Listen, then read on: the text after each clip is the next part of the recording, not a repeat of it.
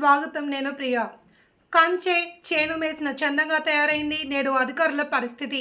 ఎక్కడికక్కడ లంచావతారాలుగా అధికారులు దర్శనమిస్తూనే ఉన్నారు. అదే కోవలో నేడు పైన పిఎస్సిఎస్ సీఈఓ ఏకంగా రైతుల ఎరువుల సొమ్మునే దిగమింగిన వైనం తాజాగా బయటపడింది. దీనిపైన పిఎస్సిఎస్ మాజీ అధ్యక్షులు సబ్బెల్ల అమ్మిరెడ్డి ఇచ్చిన ఫిర్యాదు మేరకు నిజాలు నెగ్గు తేలాల్సి ఉన్నాయి. కాకినాడ జిల్లా పెదపూడి మండలం పైన ప్రాథమిక వ్యవసాయ సహకార పరపతి సంఘంలో సుమారు 14 లక్షల రూపాయల ఎరువులు గోల్మాల్ జరిగింది అని, దానిపై విచారణ జరిపించాలి అని కోరుతూ మాజీ పిఎస్సిఎస్ అధ్యక్షులు సబ్బెల్ల అమ్మిరెడ్డి గురువారం కాకినాడ డివిజన్ సహకార డిఆర్కి ఫిర్యాదు అందించారు.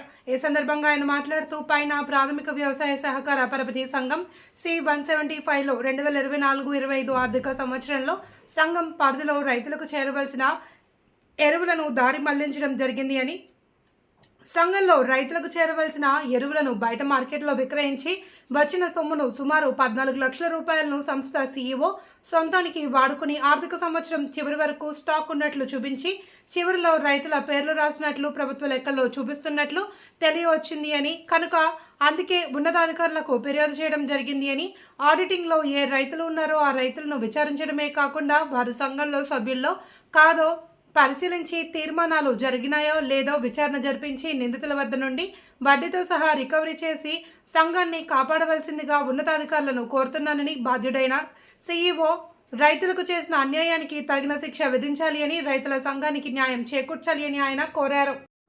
పెదపూడి మండలం పైన పిఎస్సిఎస్ మాజీ చైర్మన్ సబ్బెళ్ళ అమ్మిరెడ్డి పైన పిఎస్సిఎస్లో 2024-2025 ఆర్థిక సంవత్సరంలో సొసైటీలోని ఎరువులు దుర్వినియోగం జరిగిందని ఈరోజు డిఆర్ గారికి కంప్లైంట్ చేయడం జరిగింది.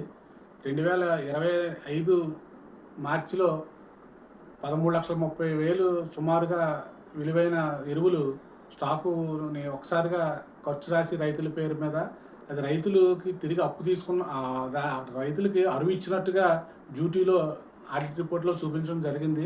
అది ఎంత మాత్రం వాస్తవం కాదు. ఏ ఒక్క రైతుకి కూడా రూపాయి ఎరువుల మీద అరువు ఇవ్వలేదు. ఇదంతా కూడా స్కాము, అవినీతి జరిగింది. పక్కదారి మళ్లించారు, బ్లాక్లో అమ్ముకోవడం కూడా జరిగింది.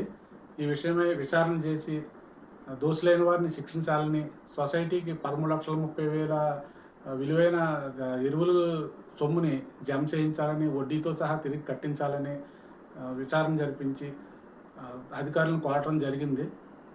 డిఆర్ గారికి, అలాగే డీసీఓ గారికి, కలెక్టర్ గారికి, కమిషనర్ గారికి కూడా కంప్లైంట్ పంపించడం జరిగింది.